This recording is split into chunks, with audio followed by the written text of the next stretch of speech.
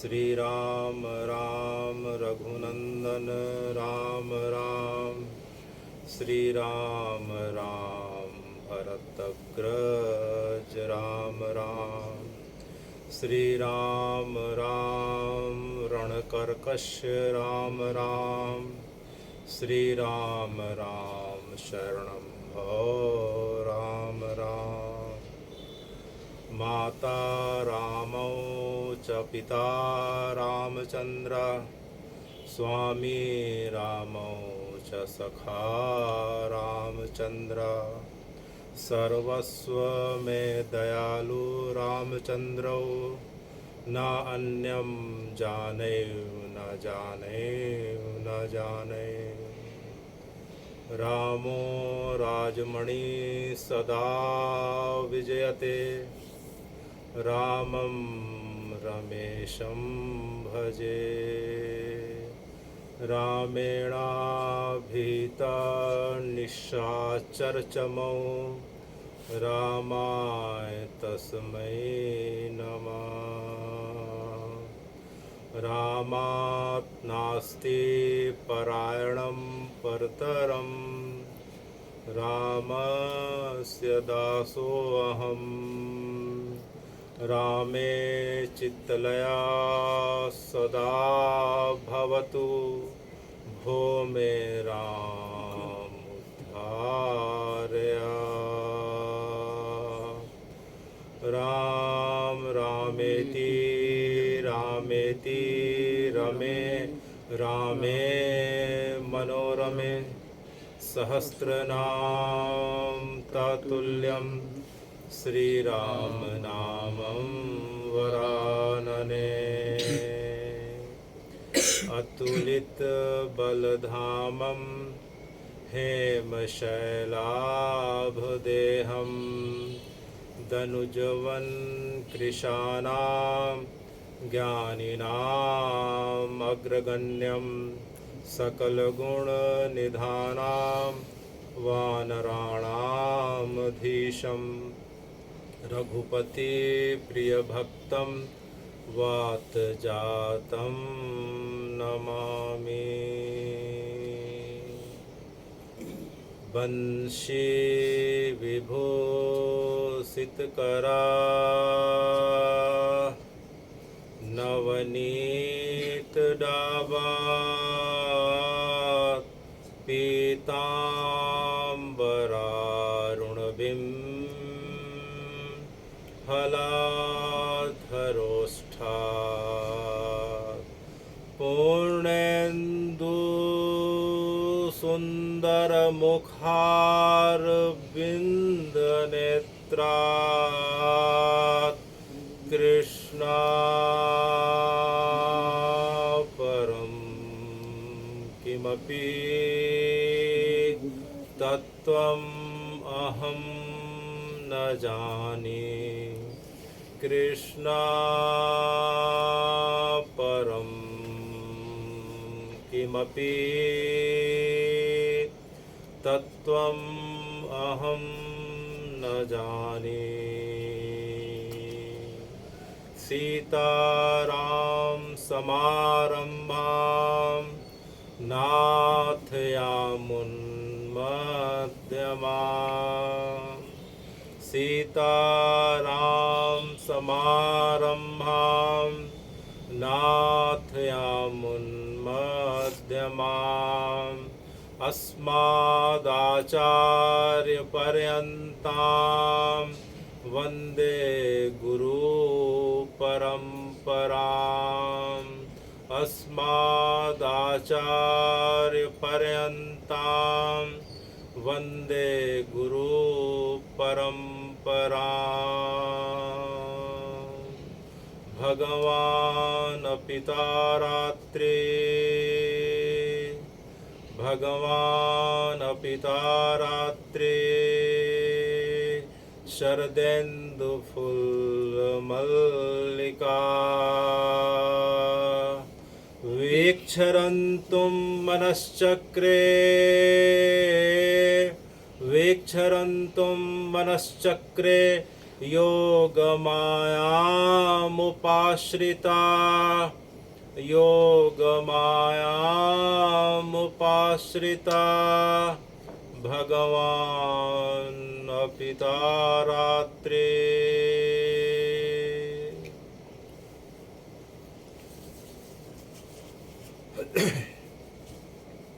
हे भगवान,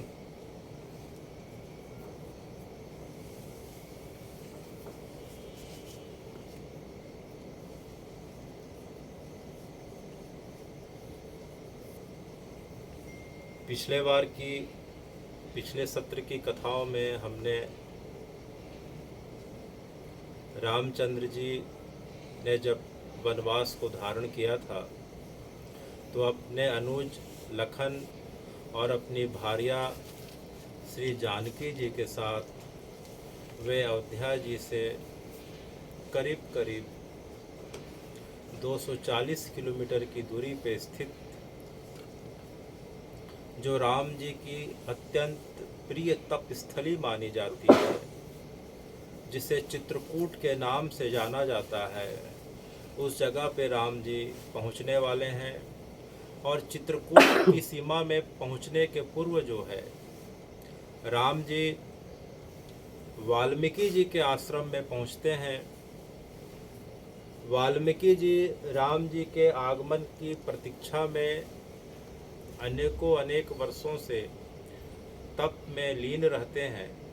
जैसे उन्हें पता चलता है कि राम जी आए हैं, वाल्मीकि जी सहर्ष उठते हुए उनके पास जाते हैं। राम जी उन्हें साष्टांग करते हैं, वाल्मीकि जी उन्हें गले लगाते हैं। वाल्मीकि जी राम जी को फल फूल भेंट आदि करने के पश्चात उनका अयोध्या जी का समाचार आदि जो है वृत्तांत से लेते हैं। इसके पश्चात राम जी उन्हें कहते हैं कि हे मुनिवर, मैं अपने पिता की आज्ञा के अनुसार वनवास का व्रत धारण किया हुआ हूँ, अतः मुझे ऐसी जगह बताएं जिस जगह पे मैं अपनी भार्या जानकी और अपने अनुज लखन के साथ बड़े आनंद व प्रेम पूर्वक रहते हुए तप कर सकूं और वनवास के व्रत को पूरा कर सकूं। तब वाल्मीकि जी ने सोचा कि जो राम जो है साक्षात ईश्वर के अंश हैं, जो साक्षात पूर्ण परमेश्वर है, साक्षात श्री हरि के अवतार है, वे मुझसे इस प्रकार की बातें क्यों कर रहे हैं कि मुझे कहाँ रहना चाहिए। यह सुन के वाल्मीकि जी को बड़ा आश्चर्य लगा। फिर उन्होंने जो है उसी लहजे में उसी अनुरूप उन्हें उत्तर दिया कि हे राम जी, आपको कहाँ रहना चाहिए। क्योंकि वाल्मीकि जी को तो साक्षात पूर्ण ज्ञान था कि राम जी कोई साधारण नहीं, या तो साक्षात श्री हरि हैं, वे जगत के कल्याण के लिए अवतार लेते हैं और उनके यह भ्रमण का उद्देश्य कोई साधारण नहीं है। इस वनवास के पीछे उनकी अनेक लीलाएं छिपी हुई है। फिर भी मुझसे यह पूछ रहे हैं कि मुझे कहाँ रहना चाहिए। तो वाल्मीकि जी को समझ में आ गया कि राम जी मुझसे जो है गुफा कंदरा नहीं पूछ रहे हैं, अपितु दूसरा प्रश्न पूछ रहे हैं, वह जगत के कल्याण के लिए है कि हे राम जी, आपको कहाँ रहना चाहिए। तो वाल्मीकि जी ने राम जी को रहने के लिए 14 स्थानों का वर्णन किया। कितने स्थान? 14 स्थान। सुनहु राम अब कहूँ निकेता, जहाँ बसहूँ सिय लखन समेता। हे राम जी, अब आप ध्यान से सुनिए। मैं अब आपको ऐसे स्थानों का वर्णन कर रहा हूँ जहाँ बड़े प्रेम और आनंद के साथ आप जो है लखन और जानकी के साथ रह सकते हैं। यह सुनते ही जो है लक्ष्मण जी अचानक बड़े ध्यान से वाल्मीकि जी की तरफ देखने लगे कि भैया को रहने का स्थान बता रहे हैं। वाल्मीकि जी ने लक्ष्मण जी की ओर मुस्कुरा के देखा, अब जो है स्थान बताना प्रारंभ किया, जिसके बारे में 2 स्थानों के बारे में हमने जो है पिछले कथा में हमने सुना था। जिनके श्रवण समुद्र समाना कथा तुम्हारी सुभग सरिनाना। भरहि निरंतर होय नहीं पूरे नाथ बसहूँ ये तुम रूरे। जातक लोचन जिन करी राखे रही दरस जलधर अभिलाषे। नींद रही सरिता सिंधु सर भारी रही जल बिंदु होई सुखारी। जिनके हृदय सदन सुखदायक राम बसहूँ तुम सिय समसायक।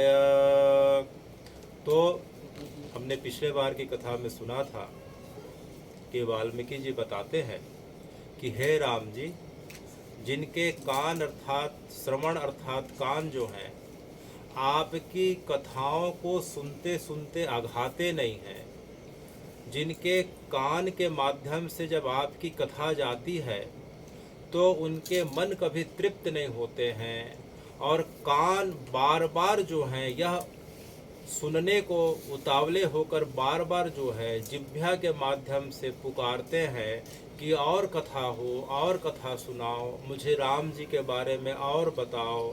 तो जिनके मन में जिज्ञासा कथा के माध्यम से बढ़ती जाए और कान और मन कभी अघाते ना हो, हे राम जी आप उनके हृदय में निवास करिए। जिस प्रकार से समुद्र में संसार के नदियों का जल जाता है, फिर भी समुद्र कभी अघाता नहीं और कभी नदियों को मना नहीं करता कि अब मेरा स्तर बहुत बढ़ गया, अब जो है तुम मत मुझ में जल डालो। उसी प्रकार से जिनके श्रवण अर्थात कान राम जी की कथा सुनते सुनते कभी अघाते ना हो, हे राम जी आप उनके हृदय में निवास करिए। लोचन चातक जिन करी राखे रही दरस जलधर अभिलाषे। जिस प्रकार से लोगों की आंखें जो हैं, सामान्य आंखें तो जो है संसार की चीज़ों में देखने को व्यस्त हो रहती हैं, लेकिन हे राम जी जिनकी आंखें केवल और केवल जो है चातक पक्षी के समान केवल और केवल आपका दर्शन करने के लिए उतावली रहती हो, लालायित रहती हो। जिस प्रकार से चातक पक्षी की एक विशेषता होती है कि वर्ष में एक बार जब स्वाति नक्षत्र में जब बारिश होती है उसी के जल को ग्रहण करके वर्ष भर जीवित रहता है। अगर स्वाति नक्षत्र का उसे जल बिंदु नहीं मिल पाता हो तो उसके बगल में झील का, नदी का, तालाब का कितना भी मीठा पानी हो उसकी तरफ जो है बड़ी जो है इस प्रकार से दृष्टि रखता है कि मानो उसे कुछ भी नहीं चाहिए। उसकी अवहेलना करते हुए अगर स्वाति नक्षत्र का पानी ना मिले तो अपने प्राणों का त्याग कर देता है। इसी प्रकार से हे राम जी जिनके जो हैं नेत्र स्वाति चातक पक्षी के समान केवल और केवल आपके रूप विग्रह को ढूंढते हों, हर जगह हर वस्तुओं में केवल और केवल आपका दर्शन करते हों, तो हे राम जी आप उस व्यक्ति के हृदय में निवास करिए। इस प्रकार से वाल्मीकि जी ने पिछले कथा में 2 लक्षणों से युक्त व्यक्तियों के बारे में कहा था। आज जो है वाल्मीकि जी अब राम जी को आगे बता रहे हैं कि हे राम जी प्रभु प्रसाद सुचि सुभग सुवासा सादर जासु लही नित नासा। प्रभु प्रसाद सुचि सुभग सुवासा सादर लही जासु नित नासा। तुम्हें अर्पित भोजन जे करहीं प्रभु प्रसाद पट भूषण धरहि, तुम्हें अर्पित भोजन जे करहि। प्रभु प्रसाद पट भूषण धरहि, कि हे राम जी, प्रभु प्रसाद सुचि सुभग सुवासा, सादर लही जासु नित नासा। कि हे राम जी, अभी आपने कानों के बारे में बताया कि जिस व्यक्ति के कान कैसे हों, जिस व्यक्ति की आंखें कैसी हों।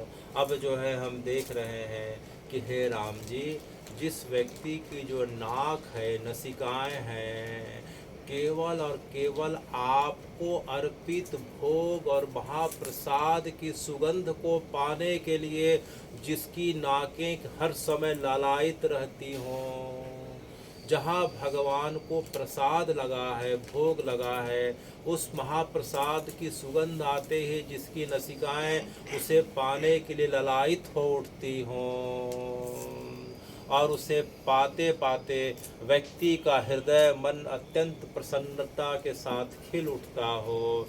हे राम जी, आप उस व्यक्ति के हृदय में निवास करिए। तुम्हें अर्पित भोजन जे करहि, प्रभु प्रसाद पट भूषण धरहि। और तो और राम जी, जो व्यक्ति अपने भोजन को पाने के पहले सबसे पहले जो आपको भोग लगाता हो, उसके पश्चात जो है आपको अर्पित करके भोग लगा के अब उस भोजन को आपके चरणों के चरणामृत के रूप में, प्रसाद के रूप में जो पाता हो। और हे राम जी, जो प्रत्येक घर के वस्त्र को और आभूषण को मानो आपने ही उसे दिया है, आपने उसे प्रदान किया है। सबसे पहले घर में आए वस्त्र और आभूषण को आपके श्री चरणों में जो व्यक्ति अर्पित करके फिर उसे प्रसाद समझ के ग्रहण करता हो। और जो है हे राम जी, ऋतु के अनुकूल, मौसम के अनुकूल जिस प्रकार से हम अपने वस्त्रों का चयन करते हैं और धारण करते हैं, उसी प्रकार से हे राम जी, जब ठंडी का मौसम आए तो आपके लिए ठंडे से बचने के लिए वस्त्र जो आपको धारण करवाए, कंबल ओढ़ाए, अपने हाथ से इस प्रकार से काढ़ के जो स्वेटर पहनाए, आपकी ठंडी का विशेष ध्यान रखे। जब गर्मी का समय आए तो हे राम जी, आपको जो है सफ़ेद जो है कोमल कोमल वस्त्रों से आपकी सेवा करे। तो ऋतु अनुकूल जो है आपको जो वस्त्र धारण कराए, और आपने जिस व्यक्ति को वस्त्र और आभूषण प्रदान किया है उसे आपकी कृपा समझ के पहले आपको अर्पित करता हो, फिर धारण करता हो। तो हे राम जी, आप उसके हृदय में निवास करिए। शीस नवाहि सुर गुरु द्विज देखी, प्रीति सहित करी विनय विशेषी।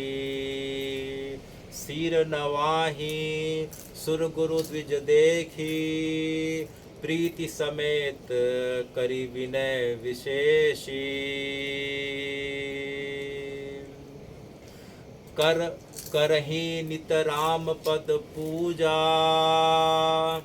तुम भरोसे ही आओ न दूजा। चरण राम तीरथ चली जाहि, राम बसहूँ तिनके मन माहि। हे राम जी, शीस नवाहि सुर गुरु द्विज देखी, प्रीति करी विनय विशेषी। हे राम जी, जिस व्यक्ति के शीश अर्थात जो सर है या मस्तक है, किसे देख के सादर सम्मान और प्रेम के साथ झुक जाता हो। सुर माने देवता, सुर माने जो देवता प्रकृति के लोग होते हैं। देवता का मतलब इंद्र देवता, वायु देवता, अग्नि देवता तो होते ही हैं, लेकिन देवता का अर्थ मनुष्यों में अगर देखा जाए कि मनुष्यों में हम जो है देव या देवता किसे कहते हैं।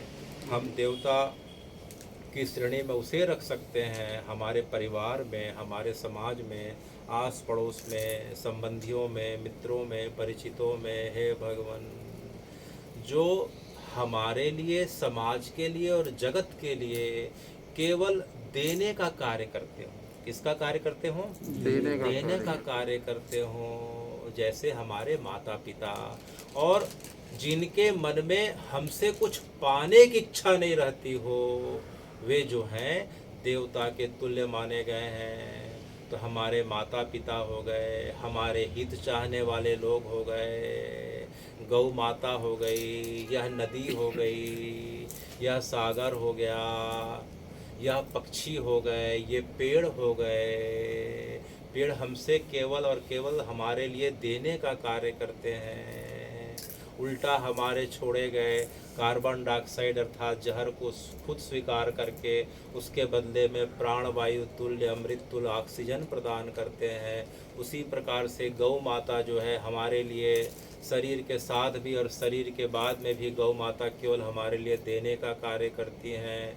माता पिता इतने कष्ट सके हमें पालते पोसते हैं, माँ जन्म देती है, पालती पोसती है, माता पिता भाव में रह के हमारा पालन पोषण करते हैं, उनके मन में हमारे प्रति कोई कामना नहीं रहती। तो ऐसे व्यक्तियों के लिए, सगे संबंधियों के लिए, प्रकृति के लिए देवता की उपाधि दी गई है। शीस नवाहि सुर गुरु द्विज देखी, प्रीति सहित करी विनय विशेषी। कि जो व्यक्ति का मस्तक जो है देवता प्रकृति के लोगों के लिए, अपने गुरु के लिए, और द्विज अर्थात जो है ब्राह्मण, जिनका मन जो है हमेशा परब्रह्म अर्थात राम जी में लगा रहता हो, और उस परब्रह्म के ज्ञान को जो है जो लोगों के बीच बांटते हों, तो हे राम जी, ऐसे व्यक्ति द्विज कहलाते हैं। शीस नवाहि सुर गुरु द्विज देखी। और हे राम जी, गुरु परंपरा तो इतनी विशाल है और इतनी अनंत है कि आप भी गुरु परंपरा को धारण करते हैं। जब आपका जन्म जो है त्रेता में जब राम के रूप में होता है, तो आपके गुरु वशिष्ठ होते हैं, शिक्षा गुरु जो हैं आपके वशिष्ठ होते हैं। फिर आने वाले समय में जो है विश्वामित्र जी आपके जो है अस्त्र शस्त्र के दीक्षा गुरु होते हैं। तो दीक्षा गुरु जो हैं और शिक्षा गुरु वशिष्ठ हुए, बाद में विश्वामित्र हुए। उसी प्रकार से जब आपका जन्म जो है कृष्ण के रूप में होता है, तो आपने जो है उज्जैन अर्थात अवंतिका में श्री सांदीपनी ऋषि से शिक्षा ग्रहण करी। तो इस प्रकार से आपने गुरु शिष्य की परंपरा का स्वयं निर्वहन किया। इसलिए यह कथा में आता है कि शिष्य नवाहि सुर गुरु द्विज देखी, प्रीति सहित करी विनय विशेषी। यह सिर नवाने का मतलब नहीं है कि डर के मारे यह कोई बुरा माने या कोई हमारी हंसी उड़ाए करके जो है बिना भाव के जो है शीश नवाए। यहाँ बोलते हैं कि ऐसे व्यक्तियों के प्रति जो देव प्रकृति के हों, हमारे गुरुजन हों और जो हैं द्विज हों, उनके प्रति बड़े प्रेम के आदर के साथ जो है हमें अपना शीश नवाना चाहिए। ऐसे व्यक्ति के मन मंदिर में राम जी निवास करते हैं। कर नित करहि राम पद पूजा, तुम भरोसे ही आओ न दूजा। चरण नित राम चरण चली जाहि, राम बसहूँ तिनके मन माहि। कि हे राम जी, जिसके कर अर्थात हाथ हैं, हाथ जिसके जो है केवल और केवल आपके और आपके द्वारा बनाए गए इस प्रकृति में, चाहे मनुष्य हो, माता पिता हो, पशु पक्षी हो, चाहे जो कुछ हो, प्रकृति में जो है जिसके हाथ केवल आपके श्री विग्रह की सेवा के लिए और आपके द्वारा बनाए गए प्रकृति में संपूर्ण मानवता की सेवा के लिए जिनके हाथ ललायित रहते हों, तो हे राम जी, आप उस व्यक्ति के हृदय में निवास करके करनित करहि राम पद पूजा, तुम भरोसे ही आओ न दूजा। और जिनके हृदय में हे राम जी आपके अलावा किसी दूसरे का कोई भरोसा नहीं है, जो भरोसा करता हो तो सिर्फ और सिर्फ आपका भरोसा करता हो, तो ऐसे व्यक्ति के हृदय में आप निवास करिए। चरण नित राम तीरथ चली जाहि, राम बसहूँ तिनके मन माहि। जिनके पैर अगर चलने के लिए उद्यत होते हो तो हमेशा हे राम जी, आपके तीर्थों में जाने के लिए जिनके चरण ललायित होते हों, कि देखो भाई चित्रकूट की कथा चल रही है तो कब चित्रकूट जाने का अवसर राम जी दे दें, जगन्नाथ जी की कथा हो तो कब जगन्नाथपुरी जाने का अवसर दे देते हैं, कब वृंदावन राम जी जो है जब आप कृष्ण के रूप में आते हो तो हमें बुलाओगे, कब हमें जो है द्वारकाधीश के रूप में आप जो है द्वारका में रहते हो तो वहाँ बुलाओगे। तो हे राम जी, जिनके जो है मन में यह भाव आता हो कि चरण चलें तो केवल और केवल आपके तीर्थ और धाम की ओर चलें, तो हे राम जी आप उन व्यक्तियों के हृदय में निवास करिए। चरण नित राम तीरथ चली जाहि, राम बसहूँ तिनके मन माहि। पूजहि तुम्हि सहित परिवारा, मंत्र राजू नित जपत तुम्हारा। हे राम जी, जो व्यक्ति जो है नित्य निरंतर जो है केवल और केवल जो है आपके मंत्र राज का जाप करता हो, सोते जागते उठते बैठते समय केवल आपके महामंत्र का जाप करता हो। तो लक्ष्मण जी ने पूछा है कि वाल्मीकि जी महामंत्र क्या है, तो वाल्मीकि जी ने कहा वो महामंत्र है हरे राम राम राम हरे हरे, हरे कृष्ण कृष्ण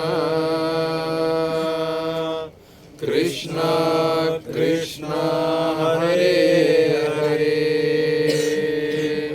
तो जो व्यक्ति सोते जागते उठते जागते समय हे राम जी केवल और केवल आपके महामंत्र का जाप करता हो, आप उस व्यक्ति के हृदय में निवास करिए। मंत्र राजु नित जपत तुम्हारा,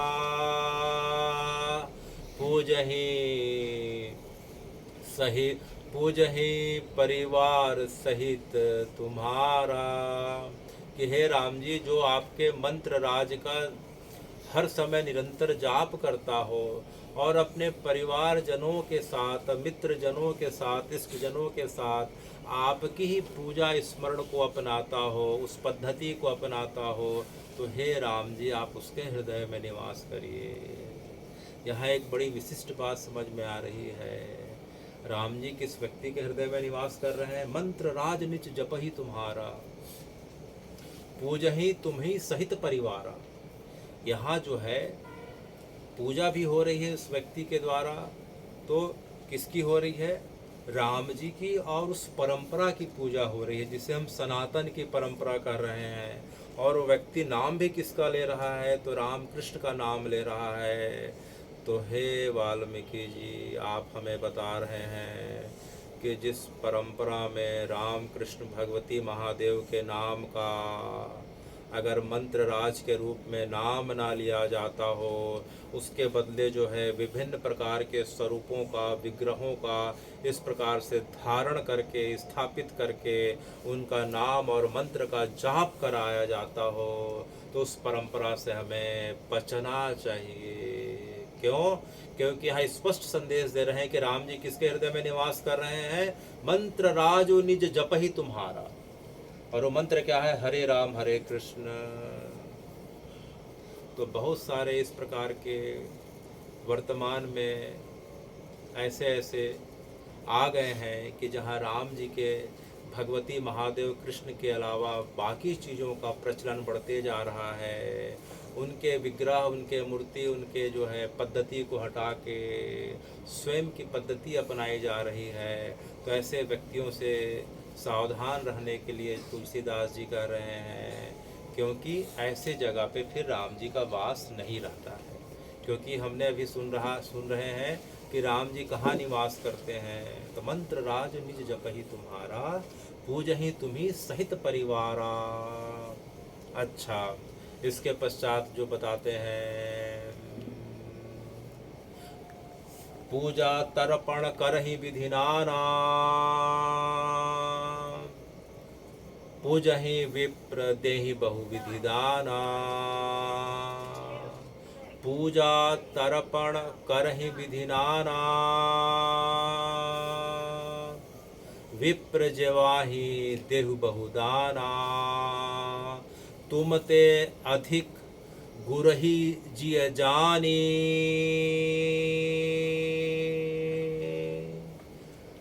सकल सादर से वही सन्माने। तुम ते अधिक गुरहि जिय जाने, सादर से वही सकल सन्माने।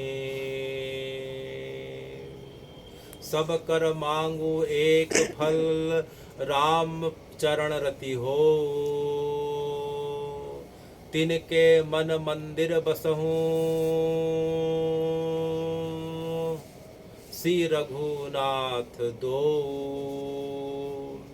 तो इसके पश्चात जो है वाल्मीकि जी बता रहे हैं कि जो व्यक्ति तर्पण दान करहि विधि नाना, तर्पण दान करहि विधि नाना, कि जब श्राद्ध का समय आए, किसका समय आए? श्राद्ध का, पितृपक्ष का समय आता है, तो अपने पितरों के लिए जो पूरी तरीके से मन वचन कर्म से जो व्यक्ति तर्पण करता हो, उसके पश्चात जब किसी तीर्थ में जाता हो तो अपने पितरों के निमित्त, पूर्वजों के निमित्त, देवताओं के निमित्त, संसार के सभी प्राणियों के निमित्त जो व्यक्ति तर्पण करता हो, जब व्यक्ति के घर में कुछ विशेष शुभ मांगलिक कार्य होते हों, जैसे विवाह का कार्य होता हो, जन्म दिवस का कार्य होता हो, गृह प्रवेश का कार्य होता हो, भवन के उद्घाटन का कार्य होता हो व्यापार के लिए, तो जो व्यक्ति अपने पूर्वजों के निमित्त तर्पण करता हो और अनेक प्रकार से ज़रूरतमंदों को गौ माता के लिए समाज में दान करता हो, और उसके पश्चात विप्र जेवाहि देहि बहुदाना, और अपने आचार्य परंपरा के प्रति, उन विप्र द्विज ब्राह्मणों के प्रति अनेक प्रकार से दान दे के उन्हें संतुष्ट करता हो, तो हे राम जी आप उनके हृदय में निवास करिए। तो राम जी को भी जो है वाल्मीकि जी ने तर्पण दान और विप्रों की सेवा का यहाँ महत्व बताए रहे हैं वाल्मीकि जी के द्वारा।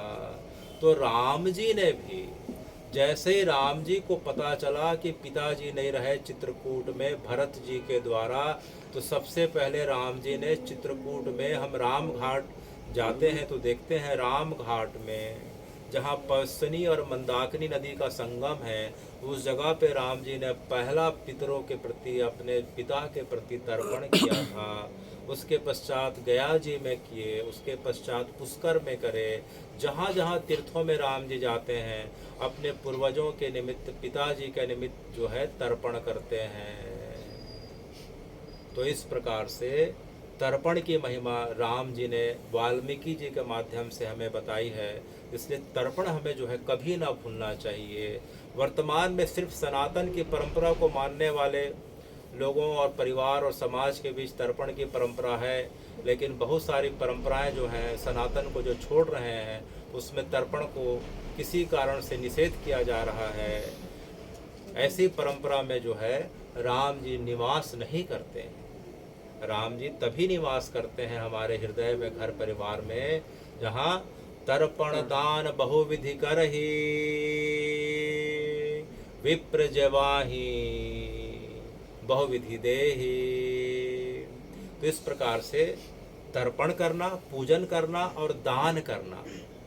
तो दान करने का क्या होता है कि दान करने से हमारे धन की शुद्धि होती है। दान करने से हमारे धन की शुद्धि होती है। धन की 3 गति मानी गई है।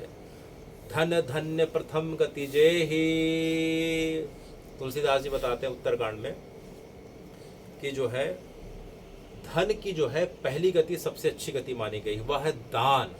दूसरी गति मध्यम गति होती है स्वयं के लिए उपभोग करना, और तीसरी गति वह है कि जो व्यक्ति ना दान करता है ना सबके लिए उपभोग करता है, केवल अपने धन को जो है केवल और केवल जमा करके रहता है, तो एक दिन उसका धन जो है उसके धन का नाश हो जाता है। तो तृतीय अधम गति है धन की। तो प्रथम गति क्या है? दान। दान करने से हमारे धन की जो है अशुद्धि दूर हो जाती है, और दान करने से भगवान के निमित्त, जरूरतमंदों के निमित्त, जगत के प्राणियों के प्रति, प्रकृति के प्रति किया गया दान कई गुना लौट के आने वाले समय में हमारे पास, हमारे परिवार के पास लौटता है, क्योंकि यह प्रकृति का नियम है। तो जिस प्रकार से हम आम के एक बीज को एक जमीन में गाड़ते हैं, तो आने वाले समय में उस आम के जब पूरी तरीके से वृक्ष बड़ा होता है तो उससे अनगिनत आम के फल उत्पन्न होते हैं। यह प्रकृति का नियम कि अगर हम जो है देते हैं तो वह 1000 गुना होकर हमारे पास लौटता है। इसलिए तुलसीदास जी कहते हैं धन धन्य प्रथम गति जागे। उस धन्य की गति धन्य है वहाँ कि जिसकी प्रथम गति देखी गई है, अर्थात दान। इसलिए हमारी परंपरा में हमारी जो है आय का 10वां हिस्सा दान के लिए हमेशा संरक्षित रखने का नियम बताया गया है। हमें अपने सामर्थ्य के हिसाब से थोड़ा बहुत ज़रूरतमंदों को दान करने का प्रयास करना चाहिए। तो यहाँ राम जी को वाल्मीकि जी बता रहे हैं कि पूजा तर्पण करहि विधि नाना, विप्र जेवाहि देहि बहुदाना, तुम ते अधिक गुरु ही जिय जाने, सादर से वही सकल सन्माने। और हे राम जी, जो व्यक्ति आपसे ज़्यादा अपने गुरु को महत्व दे के उसकी पूजा करता है, उसे मानता है और उसे सब प्रकार से सादर सम्मान दे के सेवा करता है, तो आप उस व्यक्ति के हृदय में निवास करिए। तो यह सुन के लक्ष्मण जी जो हैं थोड़ा बेचैन होने लग गए। बोले वाल्मीकि जी आप किस प्रकार की बातें कर रहे हैं? राम जी से बढ़कर कोई हो सकता है क्या? भैया से बढ़कर इस जगत में कोई हो सकता है क्या? तो आप यह लाइन किस प्रकार से बोल रहे हैं, या पंक्ति, तुम ते अधिक गुरु ही जे जाने, कि तुमसे अधिक जो व्यक्ति अपने गुरु को जो है सम्मान देता हो और उसे मानता हो, आप उस व्यक्ति के हृदय में निवास करिए। तो वाल्मीकि जी ने कहा कि हे लक्ष्मण जी, हे लखनलाल जी, ये बताइए कि राम जी तो पर ब्रह्म हैं, मनुष्य का रूप लेके तो अभी आए हैं त्रेता के अंतिम में। इसके पश्चात कई युग बीत जाएंगे तो फिर जो है आने वाले समय में कई हजार साल के बाद कृष्ण आएंगे। कई लाख साल के पश्चात राम जी को आए जो है करीब करीब 8,70,000 वर्ष हो गए हैं। कृष्ण को आए 5,125 साल हो गए हैं। और कली काल के अंतिम में राम जी का कल्कि अवतार होगा। कलयुग 4,32,000 साल का बताया गया है, उसमें 5,125 वर्ष मात्र जो है व्यतीत हो चुके हैं। और कली काल के अंत में जो है राम जी का वही स्वरूप कल्कि के रूप में आएगा। तो हे राम जी, आप अपने अवतार के समय तो कुछ समय के लिए आते हैं, फिर आप जो है इस धराधाम को छोड़ के चले जाते हैं। तो जब आप छोड़ के चले जाते हैं तो आपके बारे में आखिर बताता कौन है कि राम जी ऐसे, कृष्ण ऐसे, उनकी लीला ऐसे। तो जिनके माध्यम से हमें हे राम जी आपके चरणों के प्रति, जानकी जी के चरणों के प्रति, कृष्ण के चरणों के प्रति प्रेम का भाव उत्पन्न होने लग जाए, जिनके माध्यम से हम कथा सुन के बार बार आपके जो है श्री विग्रह को देखने के साथ उसमें आपके दर्शन होने लग जाए, उसका फल यह मिलने लग जाए कि हमें जो है उस संबंधित तीर्थों में जाने का अवसर मिलने को हो जाए। तो धीरे धीरे मन की विरह की दशा इतनी बढ़ने लग जाए कि केवल और केवल जो है मन केवल आप में और आपके धाम में और कथा में लगने लग जाए। तो हे राम जी, आप ऐसे शिक्षा गुरुओं के बारे में बता रहे हैं कि जिनके अंदर कोई स्वार्थ नहीं होता, जो चाहते हैं कि केवल जो है, जिनके माध्यम से केवल और केवल व्यक्ति का मन धीरे धीरे निर्मल होते होते भगवान के चरणों में लगने लग जाए, तो ऐसे व्यक्तियों के लिए जो है वाल्मीकि जी कह रहे हैं। क्योंकि राम जी तो अपने बारे में, स्वयं अपने बारे में कभी नहीं बताएंगे, ना कृष्ण बताएंगे, ना जगन्नाथ जी बताएंगे। तो उनके बताने वाले जो लोग हैं, उनके माध्यम से जब व्यक्ति के बारे में पता चलता है तो उसका मन, हे राम जी, आपको देखने के लिए, पाने के लिए लालायित हो उठता है। तुम ते अधिक गुर ही जिय जानी, से वही सादर सकल सन्मानी। कि हे राम जी, आपको जानने की पहली सीढ़ी तो जो है सनातन की परंपरा में जो है गुरु शिष्य परंपरा है। तो जो व्यक्ति आपसे ज़्यादा अपने गुरु को महत्व देता हो और अपने गुरु के अंदर ही आपके स्वरूप को धारण करके उसी प्रकार से सम्मान सेवा करता हो, आप ऐसे व्यक्ति के हृदय में निवास करिए। सब कर मांगु फल एक, राम चरण रति हो। और उस व्यक्ति के अंदर जो है इतनी सेवा करने का एक ही जो है उस व्यक्ति के अंदर भाव रहता है कि केवल और केवल जो है मैं जितना भी अच्छा कार्य कर रहा हूँ, सेवा कर रहा हूँ, नाम जाप कर रहा हूँ, तीर्थयाटन कर रहा हूँ, जो कुछ भी कार्य कर रहा हूँ, हे राम जी, उसका फल जो है एक ही हो। वह कौन सा फल हो? राम चरण रति हो। कि हे राम जी, मेरे द्वारा अगर जीवन में अगर एक भी अच्छा कार्य किया गया हो तो उसका फल अगर आपको कभी अगर देने की इच्छा हो गई हो तो वह फल यह है, वह जो है मेरी इच्छा यह है कि मेरी जो है आपके चरणों में प्रीति हो जाए, राम जी के चरणों में प्रीति हो जाए। तो ऐसे व्यक्ति के हृदय में आप निवास करिए। तो इस प्रकार से वाल्मीकि जी ने राम जी को रहने के कुछ स्थान बताए।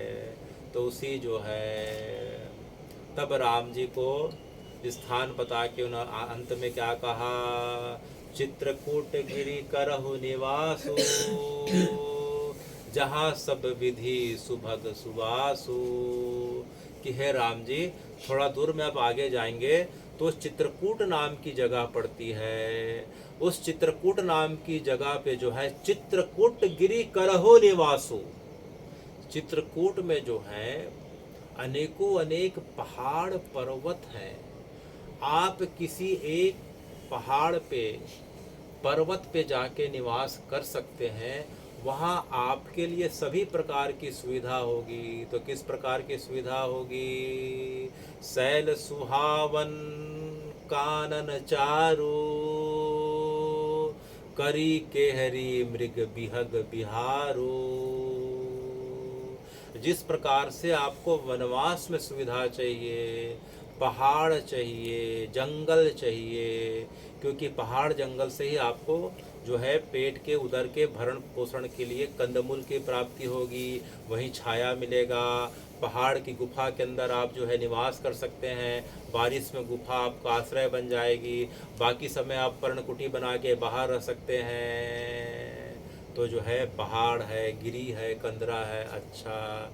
और उस जगह पे जो है एक नदी बह रही है, उसका नाम क्या है?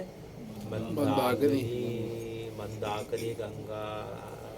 और तो और हे राम जी, लक्ष्मण जी और जानकी जी को मैं देख रहा हूँ, जानकी जी को स्वभाव से मृग बहुत पसंद है। क्या पसंद है? मृग बहुत पसंद है। जानकी जी के महल में जो है चारों तरफ जो है मृग शावक घुमा रहा करते थे।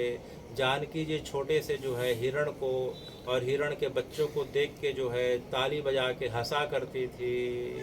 तो जानकी जी को मृग बहुत पसंद है। तो उस जगह पे जो है मृग भी हैं, सिंह भी हैं। हे राम जी, आपकी प्रतीक्षा में वहाँ सिंह आपका इंतजार कर रहे हैं।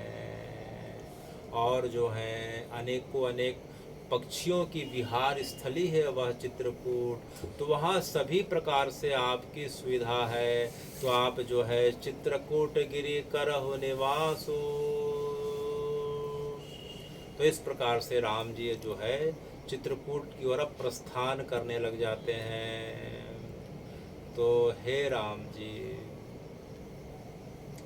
वाल्मीकि जी ने आपको जो है 14 लक्षण बताए, जिसमें अभी हमने जो है 7-8 लक्षण सुने। तो इन लक्षणों से युक्त जो है चित्रकूट की भूमि संतों से हमेशा भरी पूरी रही है। कुछ समय पूर्व जो है हम चित्रकूट में जाके देखते हैं, तो चित्रकूट में भारतवर्ष का अपितु एशिया का सबसे उत्तम और सबसे ज़्यादा लोगों की निःशुल्क सेवा करने वाला जो संस्थान है वह श्री सद्गुरु संस्थान है। वह बाबा रणछोड़ दास जी के द्वारा स्थापित किया गया। किसके द्वारा? श्री सद्गुरु बाबा रणछोड़ दास जी। तो जिनके लक्षण वाल्मीकि जी ने बताए हैं 14 लक्षण, वे पूरे के पूरे बाबा रणछोड़ दास में दिखाई पड़ते हैं। चूँकि उनका शरीर पूरा हो चुका है 1970 में, तो शरीर रूप से तो उपस्थित नहीं है, लेकिन जो है सूक्ष्म रूप से पूरे चित्रकूट में वे हमेशा राम जी के भजन करते हुए दिखाई पड़ रहे हैं। तो जो बाबा रणछोड़ दास जी हैं, अगर हम उनके बारे में पूरा ना सुने तो चित्रकूट की जो है कथा पूरी नहीं हो सकती। तो हे भगवान, जो बाबा रणछोड़ दास जी हैं वे साक्षात आपके कृपा पात्र हैं। कहीं कहीं आता है तो कि हनुमान जी के अंशावतार हैं, कई जो है ग्रंथों में आता है कि वही बाबा रणछोड़ दास जो हैं वाल्मीकि और तुलसीदास जी के पश्चात जो है राम कथा के और राम कार्य के प्रचार के लिए फिर से अवतार लिए थे। तो आपका जन्म महाराष्ट्र के अमरावती जिले के पास एक गांव पड़ता है जिसे हम बायफल कहते हैं। गांव का नाम क्या है? बायफल। बायफल नाम के गांव में आपका विप्र कुल में आपका अवतरण हुआ था। और जैसे ही आपका जन्म हुआ था तो जब देखने के लिए जब लोग आ रहे थे तो एक कारीगर, एक मूर्तिकार आता है और आपके पिताजी को और आपके हाथ में जो है राम जी का एक छोटा सा विग्रह छोड़ के चले जाता है। लोगों को समझ में नहीं आता है कि लोग देने के लिए तो बहुत वस्तुओं को लाते हैं, यह जो है राम जी का विग्रह दे के कौन गया, क्या गया, फिर उस कारीगर का दोबारा पता नहीं चला। 12वें दिन आपका जो है नामकरण संस्कार होता है, तो आपके माता पिता और कुल पुरोहित के द्वारा आपका नाम जो है राम राव रख दिया जाता है। इस प्रकार से आपका बचपन का नाम राम राव था। और आपने जैसे ही 1 वर्ष की अवस्था पे जो पहली तोतली बोली में जो शब्द बोला वह राम था। तो यह सुनते ही जो है आपके माता पिता समझ गए कि यह कोई साधारण बालक नहीं है। जैसे जैसे बालक बड़ा होता गया, केवल उसका मन राम जी में और राम जी की सेवा विग्रह में लगने लगा। बचपन में जब वे हाथ के बल इस प्रकार से चला करते थे, घुटने के बल, तो बार बार दौड़ के जो है घर के मंदिर में पहुंच जाया करते थे और उसी विग्रह की बिना बताए इस प्रकार से सेवा करने लग जाते थे। राम जी को स्नान कराते थे, घंटी बजाते थे, भोग को कभी पहले अपने मुंह में धर लेते थे, कभी भगवान को धराते थे और केवल जो है उनके शब्द से केवल राम राम निकला करता था। बचपन में जिस प्रकार से बच्चों का बचपना खिलौने में और बाकी चीज़ों में बीतता था, जैसे जैसे आप बड़े होते गए आपका मन केवल राम जी में और राम जी के विग्रह के अलावा किसी में नहीं। बचपन में दोस्तों के साथ भी जब आप करते थे तो खेल कूद की जितनी भी इस प्रकार से झांकी होती थी उसमें केवल रामलीला की और राम कथा की झांकी देखी गई है। इस प्रकार से धीरे धीरे जो है केवल आपका मन राम के लिए, राम जी के लिए बढ़ता गया और 10 वर्ष की अवस्था में आपने अचानक जो है अपने 3 भाइयों और 1 बहन को छोड़ के आपने जो है संन्यास धारण कर लिया और अपने घर और माता पिता को छोड़ के निकल गए। इस प्रकार से जो है 10 वर्ष की अवस्था पे आप अपने घर को छोड़ के निकल जाते हैं और घर को छोड़ने के बाद आपको अपनी दिशा का ज्ञान नहीं था। राम जी की प्रेरणा से आप सबसे पहले पहुंचते हैं तो श्री अयोध्या जी पहुंचते हैं। कहाँ पहुंचते हैं? श्री अयोध्या जी। श्री अयोध्या जी पहुंचते हैं। अयोध्या जी पहुंचते समय जो है आपका जो है नागा साधुओं के साथ इस प्रकार से संगत हो जाता है, नागा साधुओं के साथ रहते हैं, लेकिन उनकी बड़ी कठिन दिनचर्या और उनके जो है आश्रम की व्यवस्था देख के जो है आपका मन बड़ा कोमल था, आप राम जी को बड़े कोमल भाव से भजते थे, तो वहाँ की व्यवस्था देख के आपका मन जो है धीरे धीरे उचटने लगा। कई बार आपको जो है पशु पक्षी, गाय की सेवा, बैल की सेवा दी जाती थी। तो इस प्रकार से आप एक बार सरयू नदी में बैठ के बड़े जो है निराशा के साथ भगवान को याद कर रहे थे कि हे राम जी, मेरा मन यहाँ नहीं लग रहा है, मुझ पे कृपा करें। तभी जो है एक ज़ोर से आवाज़ आती है कि राम तुम इधर आओ, मैं तुम्हारी कब से प्रतीक्षा कर रहा था। उन्होंने देखा तो 6 फुट का जो है अत्यंत तेजस्वी एक योगी के समान जटाजूट धारण करे हुए एक जो है उसने संत को देखा। उस संत को देखते हुए उन्हें पुनर्जन्म की स्मृति याद आ गई। संत तुझे दौड़ के लगाते हैं, उन्हें आवाज़ लगाते हैं, वह बालक दौड़ता हुआ जाता है और संत के चरणों में गिर जाता है। संत उन्हें गले लगा लेते हैं। वह संत जो है पतित पावन महाराज है। कौन है? पतित पावन पतित महाराज। पावन महाराज। वे रामानंदी संप्रदाय के जो हैं वैष्णव संत थे। उन्होंने उस बालक को देखते हुए राम के नाम से पुकारा और कहा कि राम इधर आओ, मैं तुम्हारी कब से प्रतीक्षा कर रहा था।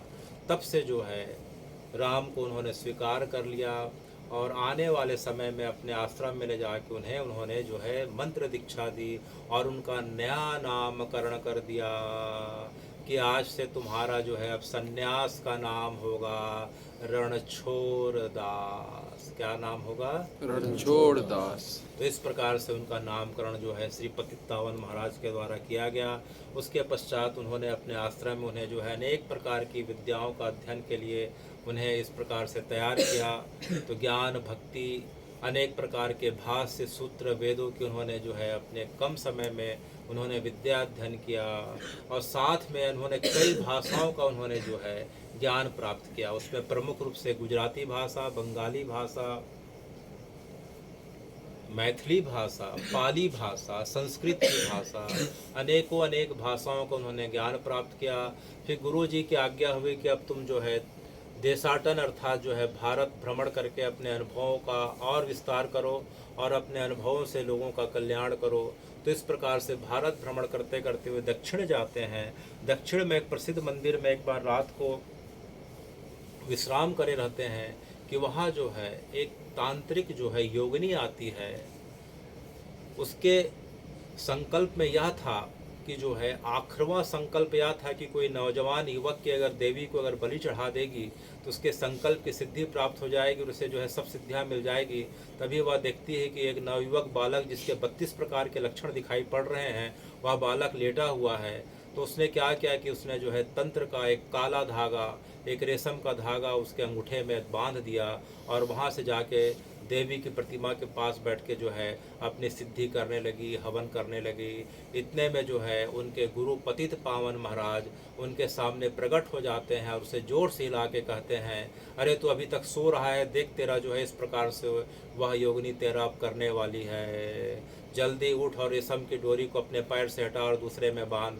तो उन्होंने अपने गुरु को देखा, तुरंत उठ जाते हैं और उठने के पश्चात वे देखते हैं कि उनके दाहिने पैर के अंगूठे में काले रेशम की डोरी थे। तो उसने रेशम की डोरी को जो है वहाँ एक पाड़ा था, अर्थात जो है गाय का एक जो है पाड़ा था बैल का, तो उसके खुर में बांध दिया और खुर में बांधते ही जो है एक जोर से धमाके की आवाज़ होती है और उसके प्राण पखेरु उड़ जाते हैं। जैसे धमाके की आवाज़ सुनी उनके मन से केवल जो है हे राम निकलने लगा।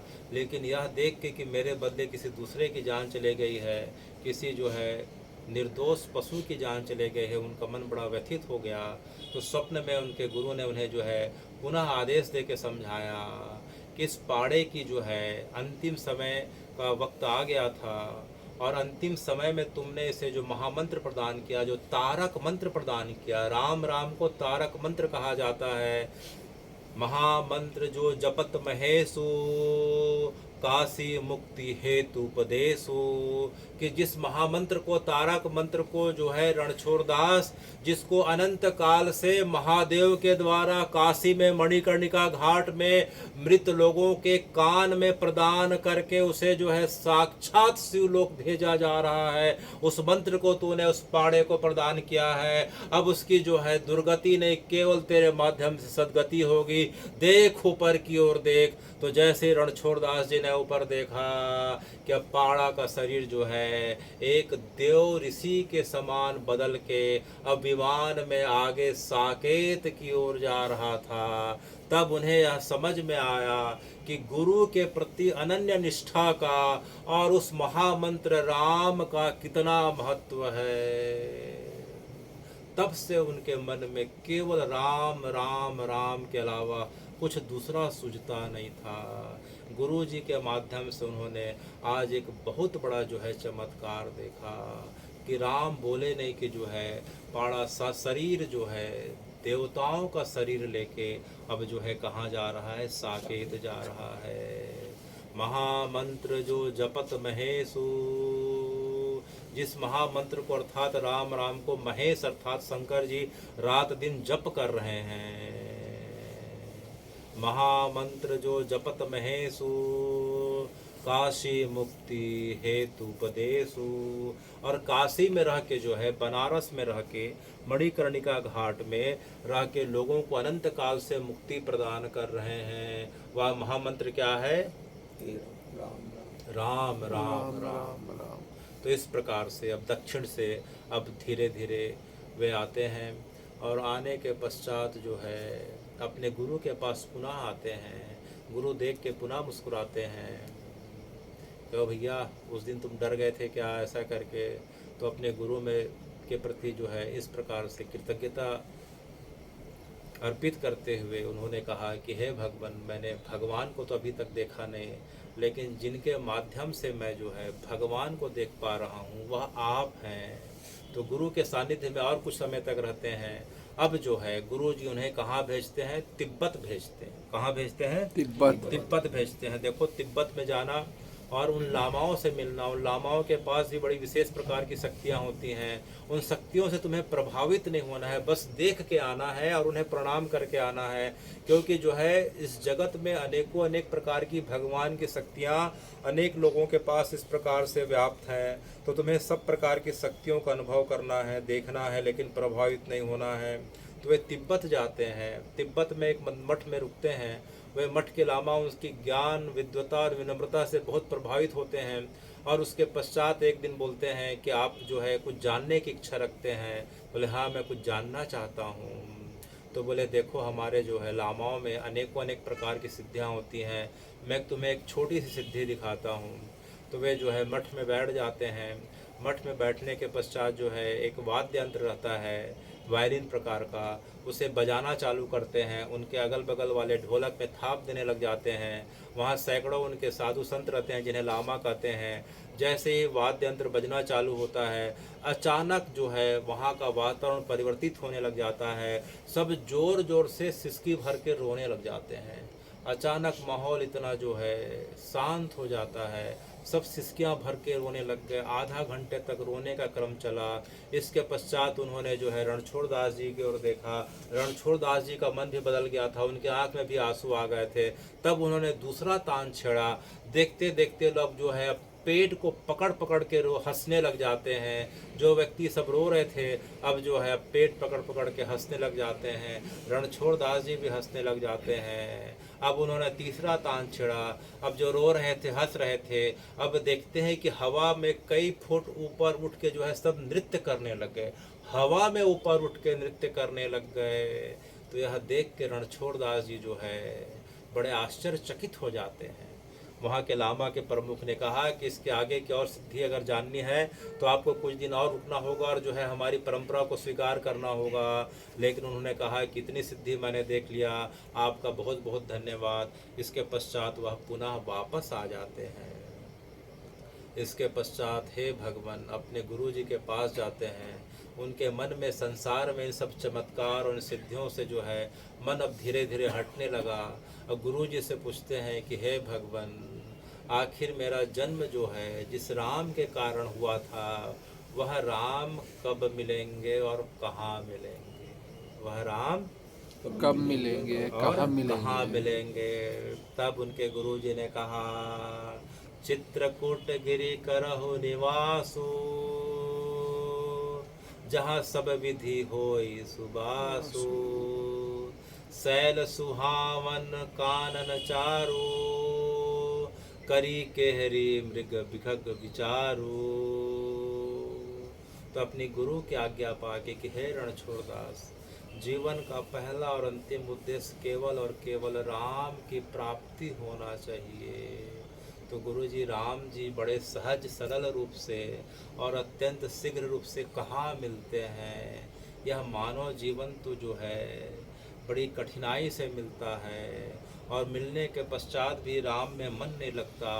तो ऐसी कौन सी जगह है जहाँ जाते ही व्यक्ति का मन केवल और केवल राम में लगने लग जाए और संसार छूट के उसके हृदय में राम समा जाए? तब जो है उनके गुरु पतित पावन जी ने कहा कि तुम बेटा कहाँ जाओ? चित्रकूट चले जाओ। अच्छा, चित्रकूट चले जाओ। चित्रकूट में जाने से ऐसा क्या होगा कि मन में जो है केवल और केवल राम जी बस जाएंगे? जिस प्रकार से नेवले और सांप की लड़ाई होती है, तो सांप बार बार नेवला को काटता है।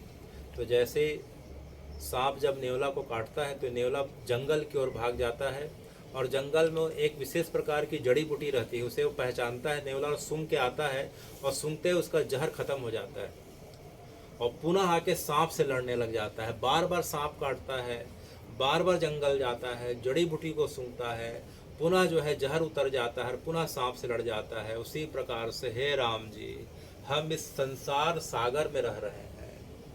इस संसार रूपी जो है घनघोर बियाबान जंगल में अनेकों अनेक कुसंग रूपी भुजंग अर्थात हमारे चारों तरफ सांप मंडरा रहे हैं। इस संसार रूपी घने बियाबान में अनेकों अनेक कुसंग रूपी भुजंग अर्थात सांप हमें हमेशा डस रहे हैं, दिन रात डस रहे हैं।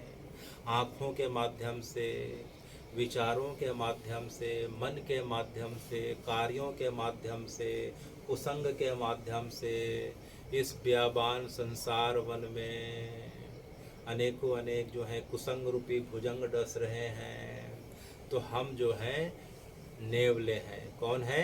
नेवले हैं। सांप भुजंग जो है किसको डसता है? नेवला को डसता है। लेकिन जिसके ऊपर हे राम जी आपकी कृपा हो गई, गुरु कृपा हो गई, तो जिस प्रकार से नेवला जंगल पहाड़ में जाके उस जड़ी को सूंघते ही उसके ऊपर सांप का प्रभाव शून्य हो जाता है, उसी प्रकार से आपने हमारे ऊपर कृपा करके चित्रकूट रूपी जो है, चित्रकूट रूपी जंगल में, पहाड़ में आपने विशेष प्रकार की ऐसी जड़ी पैदा कर दी, वहाँ की वातावरण में ऐसी सुगंध पैदा कर दी कि चित्रकूट के वातावरण में प्रवेश करते ही हे राम जी हमारे ऊपर जो है संसार रूपी भुजंग का काटा हुआ और शरीर में व्याप्त हुआ विष जाके जैसे हम चित्रकूट की सीमा में प्रवेश करते हैं और चित्रकूट के जंगल पहाड़ की जो है वहाँ से निकलती हुई प्राणवायु को धारण करते हैं, हे राम जी इस संसार का जो है जहर धीरे धीरे उतरने लग जाता है। तो वह जगह कौन सी है? चित्रकूट है। चित्रकूट ऐसे धामा जहाँ बसे सिया रामा। चित्रकूट ऐसा धाम है कि हे राम जी जहाँ आप ना चाहते हुए भी आपको वहाँ रहना पड़ता है। जिस प्रकार से अयोध्या जी आपकी जन्मभूमि है, जनकपुरी आपकी जो है प्रणय भूमि है, लंका आपकी रणभूमि है, उसी प्रकार से चित्रकूट आपकी तपोभूमि है। कौन सी भूमि है? तपोभूमि है।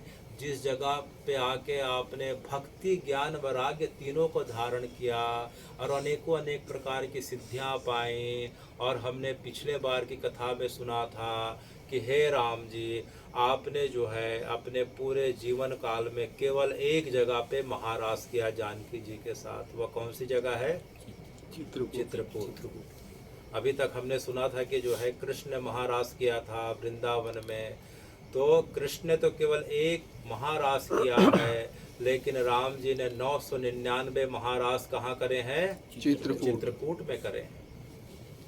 तो हे राम जी, आपके एक महाराज को जब छूट गया था तो द्वापर में आपने उसी महाराज को कृष्ण के रूप में आके राधा जी और गोपियों के साथ पूरा किया था। लेकिन 999 महाराज चित्रकूट में रचाया था।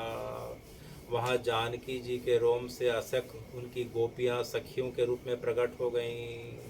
तो वही जो हैं गोपियाँ आज जो हैं वर्तमान में चित्रकूट के जो हैं पेड़ हैं, लता है, बिटप हैं, पशु हैं, पक्षी हैं, गुफा है, कंदरा है, मंदाकिनी है, जितने हैं वह साक्षात राम जानकी के स्वरूप हैं।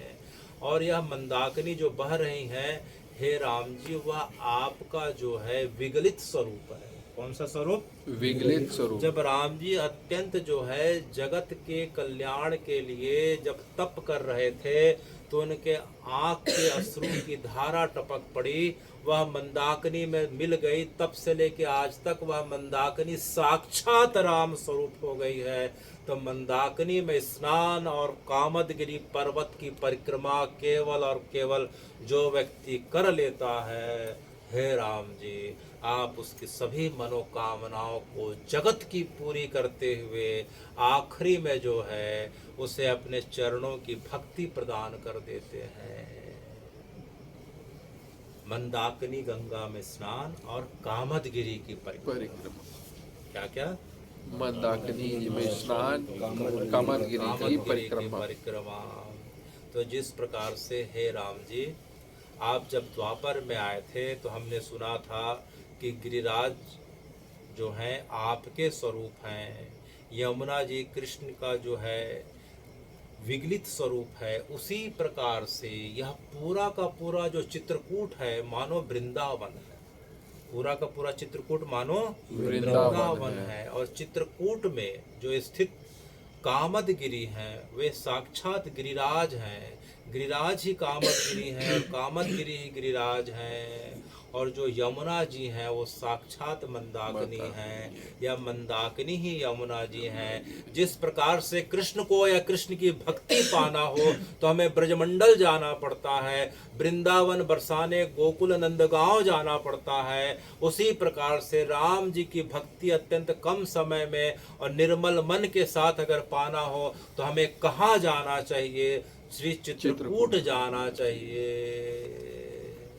तो उसी प्रकार से जिस प्रकार से राधा जी की अष्ट सखियाँ हैं, ललिता, विशाखा, चित्रा, चित्ररेखा हैं, उसी प्रकार से राम जी यहाँ महारास कर रहे हैं।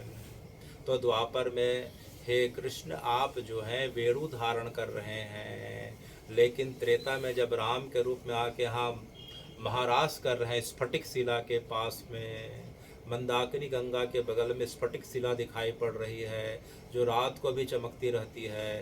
तो राम जी ने अधिकतर महाराज जो है स्फटिक शिला के आसपास जगहों पे किया। तो राम जी के हाथ में जो है वीणा है। राम जी क्या है? वीणा धारण करे हुए हैं। और जानकी जी वेणु अर्थात बांसुरी धारण करी हुई हैं। राम जी वीणा बजा रहे हैं, अनेकों अनेक स्रोतों का गान कर रहे हैं। जब जानकी जी वेणु बजाते बजाते जो है अत्यंत प्रसन्न हो जाती हैं तो राम जी नृत्य करने लग जाते हैं। और जो है जानकी जी की सखियां जो चंद्रकला हैं, चंद्रप्रभा हैं, चंद्रमौली हैं, ये जो अष्ट सखियां हैं जो जानकी जी को चारों तरफ और राम और जानकी को घेर के वृत्त के रूप में इस प्रकार से वे सब नृत्य करने लग जाती हैं। फूलों की इस प्रकार से वर्षा होने लग जाती है। तो देखते देखते जो है भगवान का महारास इस प्रकार से पूरे चित्रकूट को आच्छादित कर देता है। तो हे भगवान, तब से लेके आज तक जो है यह चित्रकूट आपके महारास से आच्छादित है। तो अनेकों अनेक भक्तों ने आपके महारास का स्वादन किया है। तो इसी क्रम में रणछोड़ दास जी जो है चित्रकूट पहुंच जाते हैं। सन 1900 की बात है। आप कब चित्रकूट पहुंचते हैं? सन 1900। 1900 माने आज से 123 साल पहले।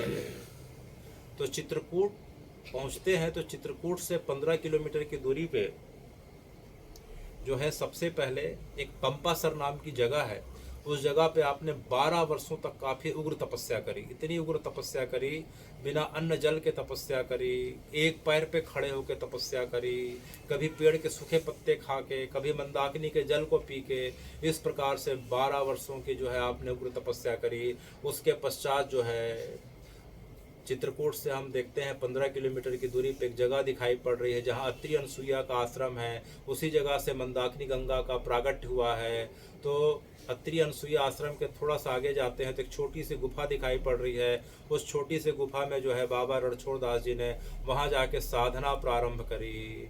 तो इस प्रकार से उनकी साधना जो है अत्रि अनसुईया आश्रम में प्रारंभ हुई।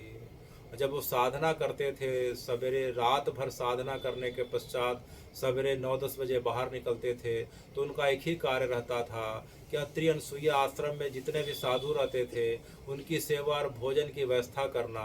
तो उनके भाव को देख के एक अज्ञात भक्त को राम जी ने प्रेरणा दी और उस जगह पे मनी ऑर्डर्स उन्हें प्रत्येक माह 60 रुपये प्राप्त होने लग गए। तो 60 रुपये के वो जो है प्रत्येक महीना जो है पूरे के पूरे महीना भक्तों को और साधुओं को भोजन और भंडारा का इस प्रकार से व्यवस्था करने लग गए। तो अत्रि अनसुईया आश्रम में रहते रहते वे प्रत्येक एकादशी को कामदगिरी जी की परिक्रमा करने जाते थे। और एक बड़ी अद्भुत बात थी कि जब परिक्रमा करने जा रहे थे कामदगिरी को, उस समय अत्रि अनसुईया और अभी भी बड़ा घना जंगल है, तो जा रहे थे तो देखते हैं कि रास्ते में जो है मंदाकिनी के किनारे एक सिंह बैठा हुआ, एक शेर बैठा हुआ है। शेर को देख के उन्हें बड़ा आश्चर्य हुआ, लेकिन देखते देखते हुआ क्या कि शेर दौड़ते हुए आता है। वह सिंह जो है आके उनके पैरों के पास गिर जाता है और जो है उनके जो है पैरों को चाटने लग जाता है। तो जब किसी संत या व्यक्ति के अंदर जो है अत्यंत अहिंसा और प्रेम का भाव जगत के सभी प्राणियों के लिए होने लगता है, तो उसकी ऊर्जा का इस प्रकार से प्रभाव होता है कि उसके प्रभाव में आने वाले जितने भी लोग हैं, चाहे व्यक्ति हों चाहे पशु पक्षी हों, सब हिंसा वृत्ति का त्याग करके जो है उसकी शरणागति को प्राप्त हो जाते हैं। तो वह सिंह जो है एकादशी को जब ये कामदगिरी की परिक्रमा में जाया करते थे, तो महाराज जी का स्वभाव था कि वो रात को परिक्रमा करते थे ताकि उन्हें कोई ज़्यादा लोग जाने ना पहचाने ना, क्योंकि जीवन भर प्रसिद्धि से वे दूर रहे। तो जब रात को जाते थे तो वह सिंह जो है उनके पीछे पीछे उनके साथ जाया करता था। घने जंगलों को चीरते हुए चित्रकूट में जो है वे कामदगिरी की परिक्रमा किया करते थे और सिंह भी उनके साथ इस प्रकार से परिक्रमा करता था। तो कामदगिरी जी की परिक्रमा करीब करीब 5.25 किलोमीटर की गोल परिक्रमा है, जिस प्रकार से गिरिराज जी की परिक्रमा 21 किलोमीटर की है। कितने किलोमीटर की है? 21 किलोमीटर की है। गिरिराज जी की परिक्रमा थोड़ा कठिन मानी जाती है, 21 किलोमीटर की सबके लिए संभव नहीं है। अंदर की परिक्रमा अलग है, बाहर की परिक्रमा अलग है, लेकिन जो है कामदगिरी की बस एक परिक्रमा है 5.25 किलोमीटर की, साधारण सरल परिक्रमा। ऐसा क्यों? क्योंकि राम जी आपका स्वभाव तो बड़ा सरल है। राम जी का स्वभाव बड़ा सरल है, राम जी को पाना बड़ा सरल है। राम जी का नाम भी कितना आसान और सरल है, रा आ मा। और भगवान का नाम शुरू से ही टेढ़ा है और भगवान तो खुद टेढ़े हैं। उनके लीलाओं को समझना बड़ा मुश्किल है। जिस प्रकार से व्यक्ति को अपने जीवन में अगर अच्छा व्यक्ति बनना हो तो राम जी के आचरण का थोड़ा बहुत अंदर में जो है आत्मसात करना चाहिए और कृष्ण की लीला को सुनना चाहिए, भगवान की लीला को सुनना चाहिए। और राम जी की लीला को जो थोड़ा बहुत सुन के कि है राम जी आप किसके हृदय में निवास करते हैं, तो इस प्रकार से उनकी लीलाओं को याद करके अपनाने का प्रयत्न करना चाहिए। तो बाबा रणछोड़ दास प्रत्येक एकादशी को जाके कामदगिरी की परिक्रमा करते थे। रात की परिक्रमा होती थी, करीब करीब 1-1.5 घंटा लगता है परिक्रमा में। और वह जो है पूरा सिंह उनका साथ परिक्रमा देता था और वापस जो है पुनः वे अपने गुफा में और सिंह अपने गुफा में। तो हे राम जी, इस प्रकार से आप हमारे हृदय में निवास करने के आपने हमें बहुत सारे तरीके बताए। तो जिनके श्रवण समुद्र समाना, तो राम जी को हृदय में धारण करने का पहला उपाय क्या है? श्रवण अर्थात कान। तो भगवत प्राप्ति का पहला उपाय बताया गया है सुनना।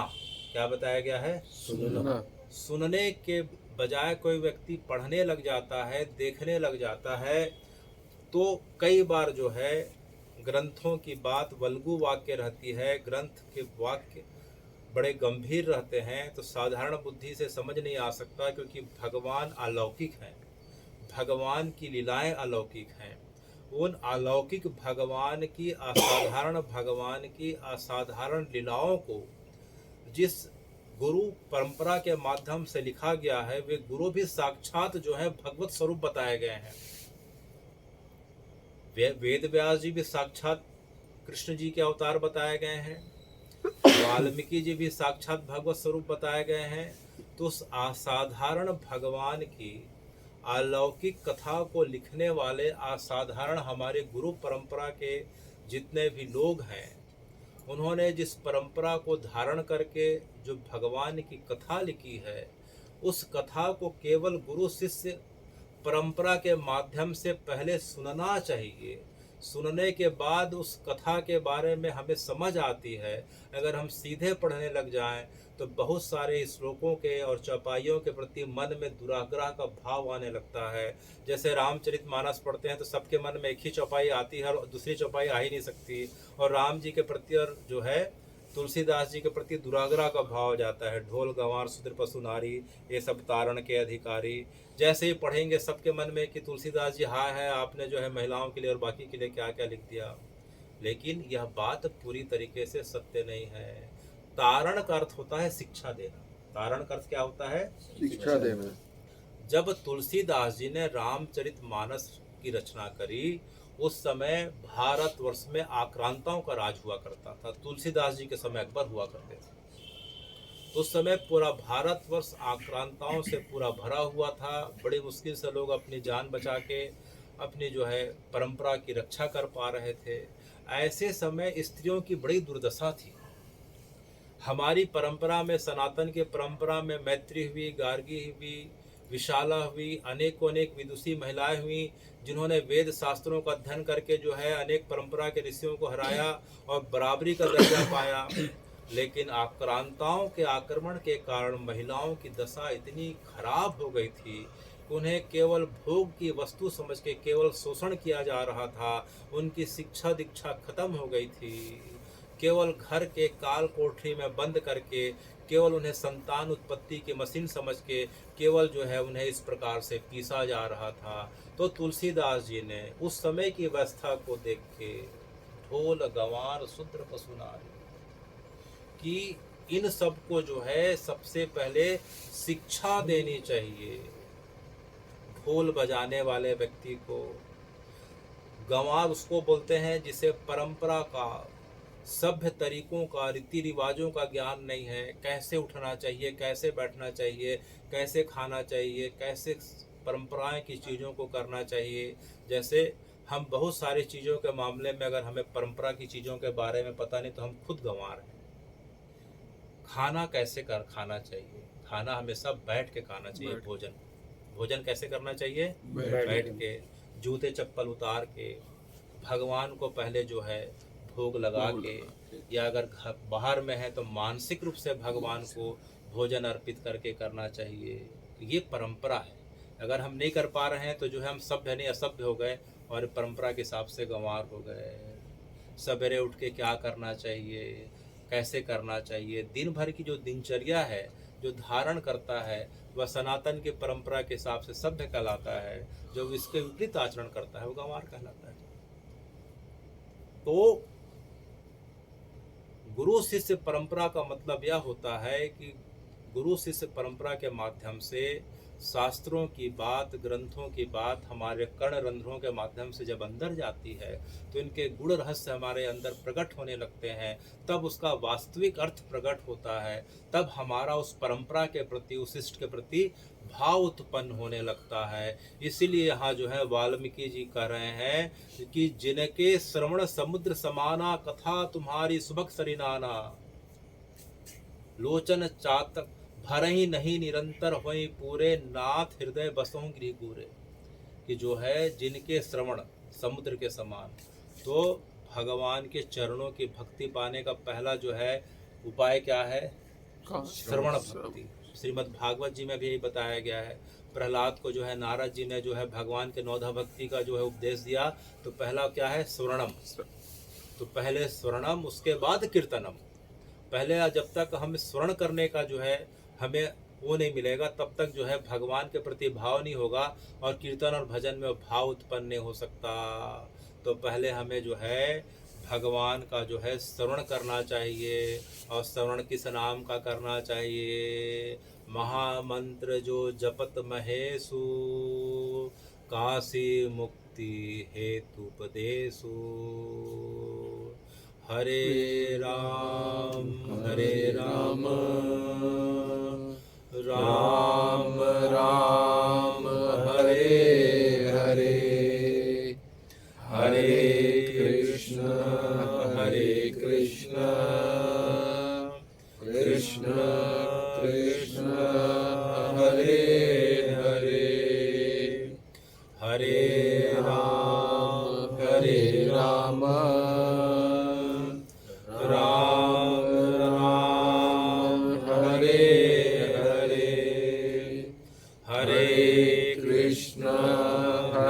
कृष्ण कृष्ण कृष्ण हरे हरे, हरे